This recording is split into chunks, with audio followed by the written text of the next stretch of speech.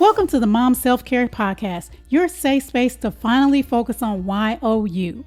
I'm Chari Twitty-Hawkins, your self-care coach for moms, praying wife, and mom of four. And I know that being a Christ-centered mom is such a beautiful calling, but it can be so draining.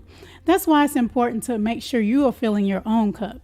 On this podcast, we'll discuss practical, holistic self-care strategies to help nurture your mind, body, and spirit. Because a mama who fills her own cup pours that back into her family with true peace and joy. Tune in for honest conversations about motherhood and self-care because you matter too. Blessings, mamas, and welcome to the Mom Self-Care Podcast. I'm Chari Twitty-Hawkins, your host and self-care coach for moms. And today I have with me special guest, Ashley Wynn. Welcome. Hello. Thank you so much for having me. I appreciate it. Awesome. It's a blessing to have you. And today we're talking about decluttering your home and how that relates to self-care. Yep. So if you know you have a mess around your home, like I do sometimes, just to be honest, just to let you know I can relate. We all can. We all can. No judgment. No judgment. Yes. So this is for you and for me. So let me tell you a little bit about Ashley. Ashley Wynn is the founder of Outstanding Organizers in Atlanta, specializing in helping busy moms create organized, clutter-free homes. As a professional organizer, decluttering coach, and workshop speaker, she provides practical systems that save time, reduce stress, and make daily life flow more smoothly. Yeah, that's the goal. That's the goal. Ashley's mission is to help moms reclaim their space, find peace of mind, and enjoy more of the moments that matter most. Yep. Awesome. So Ashley, tell us something that's not in your bio. As we were talking about before, kind of offline, is my daughter plays softball. So I am a huge advocate of that. I also coach her team. So softball is very big in our house. That's something that we both are heavily into. I also have a green thumb, apparently. So I've been growing some stuff. Last season I started, and this season I'm continuing that. So I love that. So those are two things that are about me that I love, aside from organizing. But those are two things that are very heavy in my life as well. So. That's awesome. I have the opposite of a green thumb. Oh, really?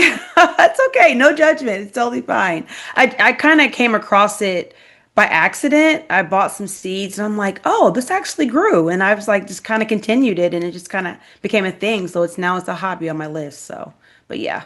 That's awesome. Yes. So what got you started with helping moms declutter? Well, first thing is I'm a mom, of course. So that definitely kind of gave me more of like a community that I kind of align with and understand a little bit better. And then when I first had my daughter, it was a point where I was realizing that I needed to be a little bit more organized, realizing that organization would really help our schedule in the morning, at night, things like that. So it's just a spot to me that is personal. And I realize how much we carry on our shoulders as moms. And I feel like the organizing, decluttering piece of it is a piece that like can be taken off if it's like taught and you're in a kind of a clutter-free space. I know how that feels. So that's kind of where I wanted to start, just helping moms in general with that. Moms often don't realize how having a messy home or having Yeah. clutter Yeah. can affect our stress levels. So how does that affect us mentally and emotionally? Oh, wow. Tremendously. I mean, as you know, I do a lot of in-person organizing, virtual as well, but in-person organizing. And there's been so many moms or families that after text me and called and been like, oh my gosh, you know what? What you've done has like really changed my perspective and like how I feel the next day, even with my kids, even their spouses are like, wow, this really changed the way it feels. So just being in a space that's cluttered, it's hard. It just weighs on you mentally and physically. And sometimes you don't really know it mentally until the clutter is clear. Then Mm. you realize, oh, wow, you realize it like when the clutter is gone, how it really did affect you. So Mhm. just being in a space that is in disarray and doesn't have any organizing order, it makes you feel like you're kind of all over the place. So shifting that and like changing the narrative, like, hey, this definitely affects your mental health is huge. And I'm here to help and like to spread the word, spread the message to help moms, women in general, just to clear the clutter and just make things easier for their day to day. Hmm.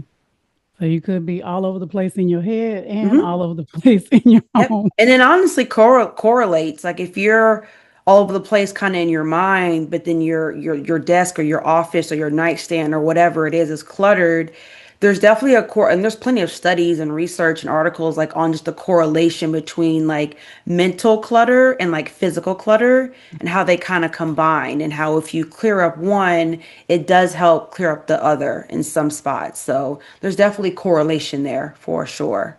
For sure. Yeah, hear that, lady? So it's important. It's Yes, very much important. so. Very much so. Okay, for like we just talked about, you may be all over your place, all over. Yeah. See, I can't even talk. All over the place Yeah. in your mind and already feeling overwhelmed. Yeah. For a mom who's in that headspace, where would you suggest she start with organizing or decluttering? Two things to that question. As far as the actual physical location of wherever it is, wherever that one area that's like the most common space that you visit the most. Like for example, I've had some moms like their mud room is an area where they kind of drop everything down. If that's the space that kind of gives you like the bottleneck and the chokehold in the morning, then go to that space first. If Mm, it's your kitchen that has all the clutter, then tackle that space first. If it's your playroom or wherever. So as far as location goes, whatever location gives you the most like overwhelm or anxiety, tackle that space first, and then everything else will follow after that. The second part to that question is I tell people when I do coaching one-on-one too, I tell them is to always start in small bites, small chunks, right? So let's say you have a garage that has been cluttered for a while, for years, right? I think people get stuck when they think about the entirety of the garage to mhm. get decluttered or the attic or the kitchen or whatever space it is. I tell people if you're not going to hire an organizer and you want to just do it on your own, take small bites. Maybe work on like one section of the garage. Maybe work on like the tools, right? Like on Monday, do the tools section and be done with that. Maybe on Tuesday, maybe you'll work on like the outdoor stuff, maybe the sports stuff of that part of the garage. And then on Wednesday and so on and so on. So take small bites of things when you're thinking about organizing, especially in larger spaces, because it's very overwhelming. And people get sometimes this thing I call analysis paralysis, where they kind of overanalyze the space and then they just don't do it at all, right? And they just get stuck and they get paralyzed. So then they either call an organizer, which is usually where I come in at, or they just don't do it at all and it gets left, which there's no judgment there, but I think to help it's either just start small. So that would be my advice. Like start in a tiny spot. Even if it's like a junk drawer, start with your junk drawer first. Get to the habit of getting that organized and cleared out. Take that as a small win, and then you can move to other spaces later. So Right. I can relate to for those who are watching on YouTube, y'all saw me put my finger up. yeah, Analysis paralysis. I'm like, right. oh, it's too much. I It's can't. a real thing. I have Mhm. so many clients I call and just like I just don't know where to start. I'm just like it's a real thing. It's a real thing for Yes. sure. And you said something important to celebrate. Like, you Yep. didn't say celebrate that, but in my head, that's Yeah. what I said. The When you small said wins. even just start with your junk drawer and, declutter Yep. that, I take that. When you said take that as a win, I was like, yes, Yeah, yes.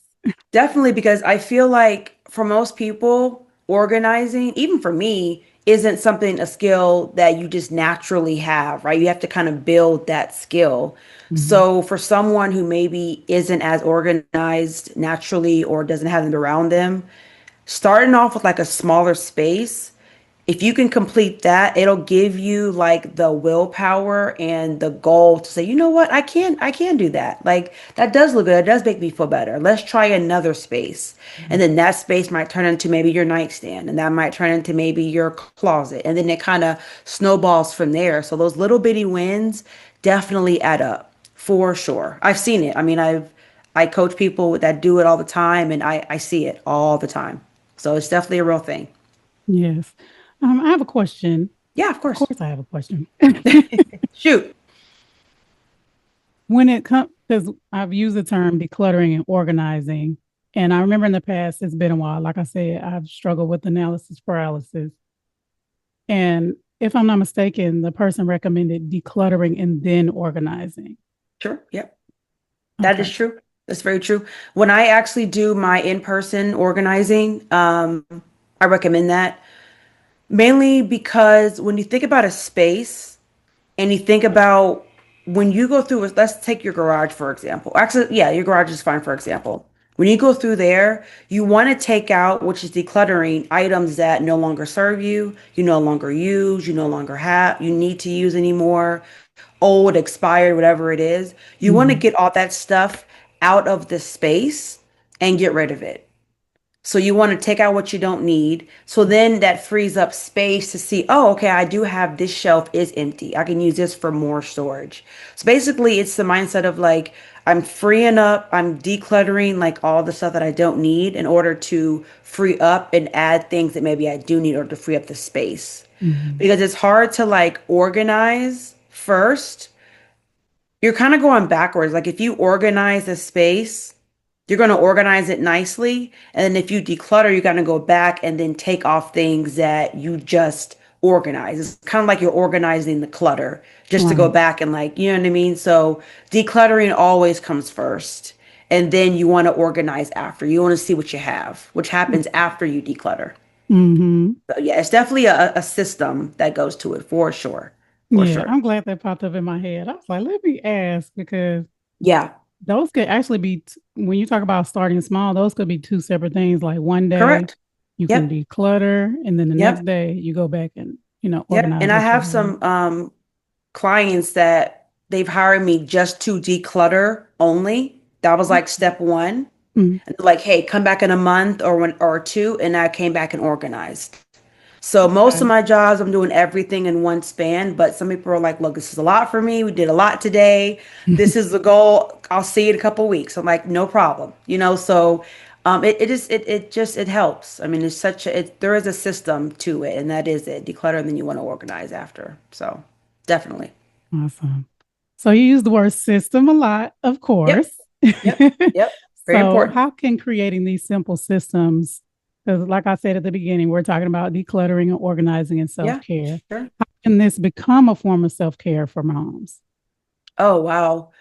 It can be something that you can implement, I mean, pretty often. I mean, it's something that nobody really enjoys, like, decluttering as self-care. I guess when you think about it, it seems like work, but at the same time, it's more so like creating a system to where when you clean up a spot, you kind of clear the area and then you come back to it. That is kind of creating self-care within itself, right? So like when you come home from work, seeing your space like clean and organized and things labeled and binned and maybe not that pretty, but just cleared as Mhm. far as on a simple level, just to clear it. And when you see that, it makes you feel good about your space. It makes you want to be in that space. I had a client that had an office and it was very cluttered and she hated being in that space. She just didn't like walking past the door, looking at it, anything. So for her, it wasn't very inviting for her, right? She wanted to be there, but it was just a lot. So once we got it cleared and decluttered and organized, now she's in there all the time because she's like, it's more, it makes me feel good to be in that space. Now I want to light a candle, I want to work, I want to write, that type of thing. So, and that's part of her self-care is being in a space that feels good. Mhm. And I feel like that's not talked about enough is like part of the organizing benefits is that space making you feel joy, making you feel, calm and less overwhelming. That's the whole point, right? Right. So that within itself is a form of self-care, just being somewhere that you want to be, that makes you feel good, right? Mhm. And clutter sometimes is well, all the time usually is the opposite of that. So that's the self-care connection there for sure.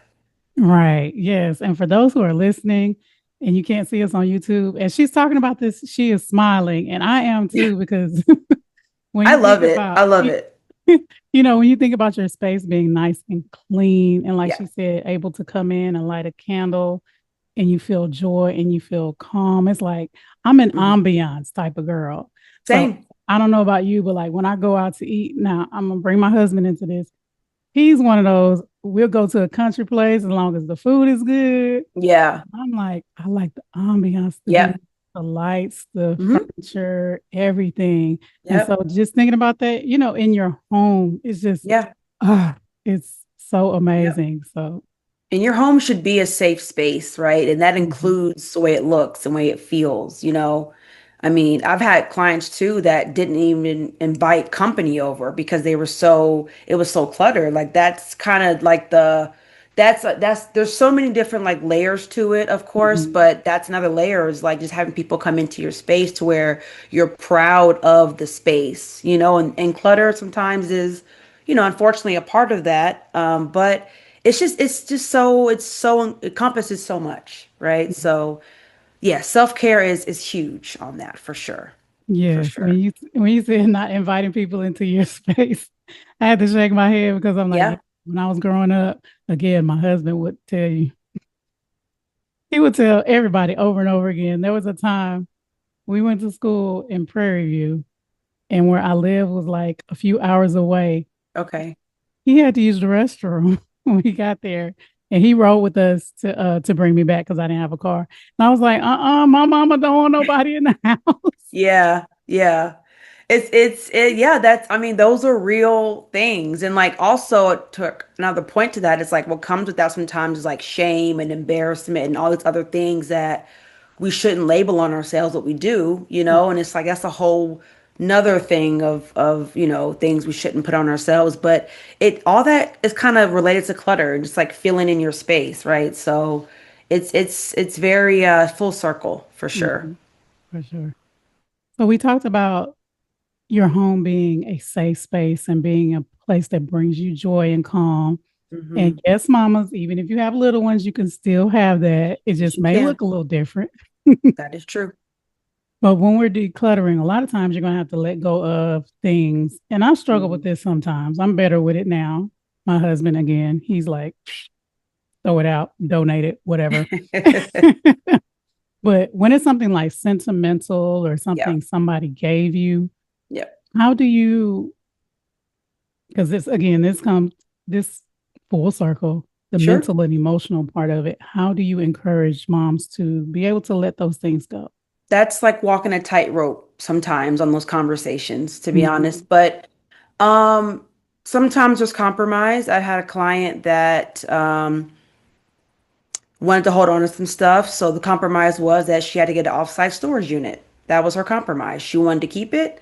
She Mm. didn't want it in her direct line of sight at her house, so she got a storage unit. We organized it in there, and that was the compromise, right? So that was something that she wanted to do, which was fine. It just depends, you know. I It's harder when you have things that like actually mean something to you. I will say that if those things you want to really hold on to, I try to organize them as best that I can, but also tell people, you know, you obviously can't hold on to everything.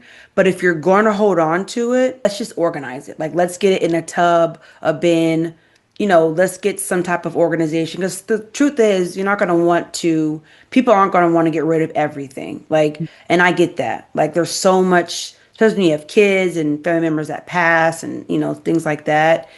It's like if you can't get rid of it, let's at least try to like organize it to where it like kind of makes sense and it's not like in the middle of everything.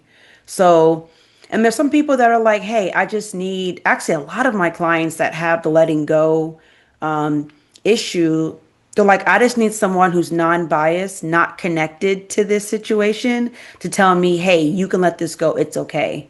And then Mm. that's kind of where I step in, where it's like, hey, you know, do you really need this? Have you used it in the last, you know, 6 months or things like that? The answer is no. And I'll say, you know, you probably need to get rid of it type of thing. But it's like I said, it's a tightrope. It just depends on how connected they are to it. So again, if you're gonna hold on to it, let's at least like make it look nice and like kind of, you know, pretty in the corner or something like that. But it's difficult. It's difficult. So it just depends on the person. Yeah. So either organize it, make it look pretty, Yeah. or Because some give your people hold on to it, but they just don't really know like what to do with it, you mm, know? So I'm like, hey, if you're gonna hold on to it, that's fine. Let's just organize what you have, like label it, you know it's there, put the year on it, whatever's in the box, and then we'll set it aside. So that's an Yeah. option too. Yeah. So you can go back and reminisce. Yeah, sure, sure. Yeah. Definitely. What about gifts people have given you? Oh, I get this question a lot. I get this question actually a lot.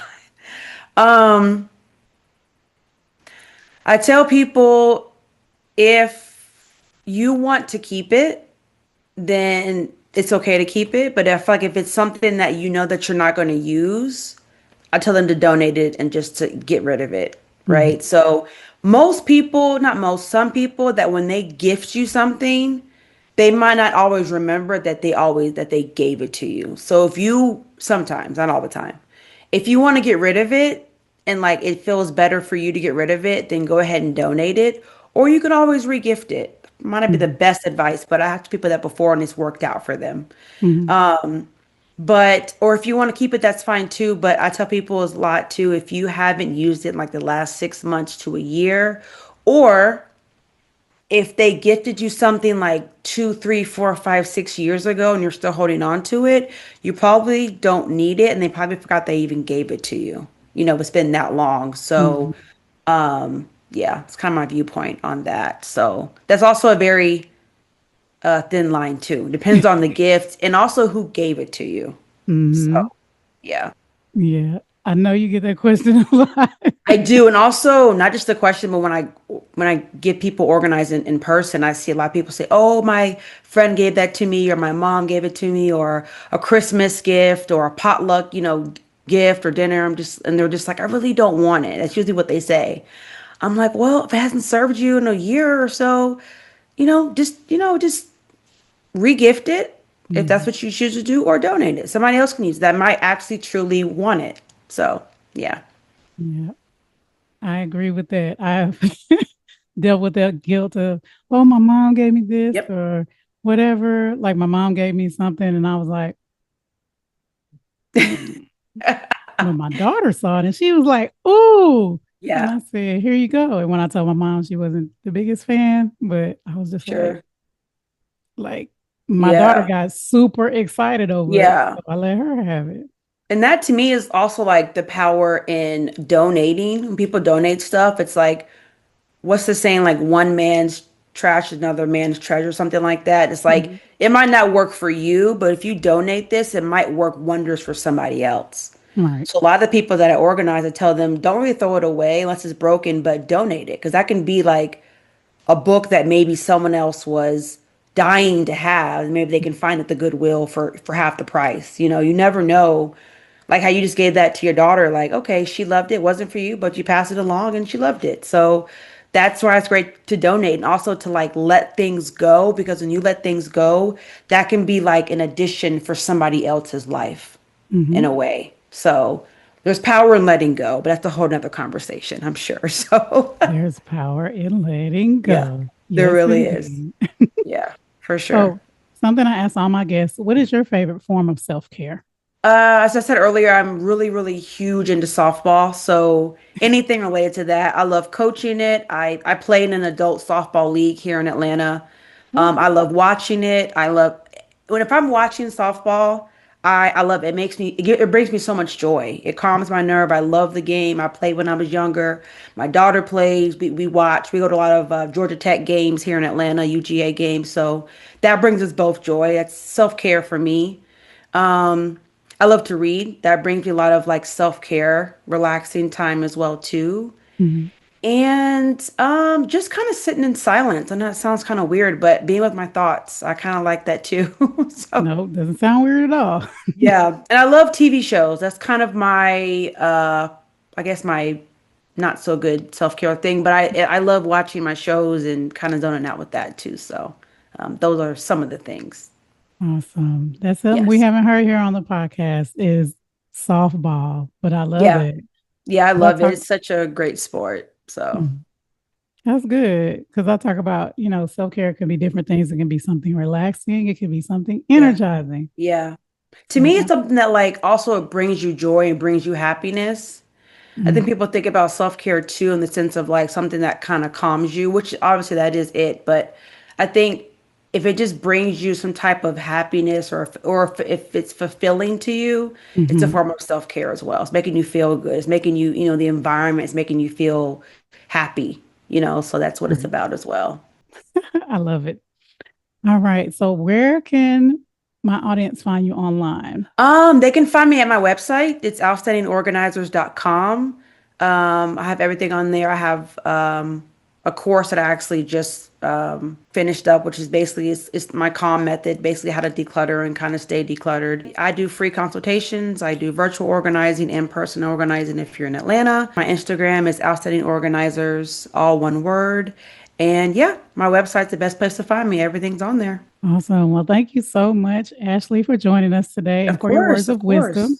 course. Yes, I'm glad I was able to help to say a few good things. That's good. Yes. And of course, as I tell y'all, while I'm asking questions, I'm learning as well. That's good. That's good.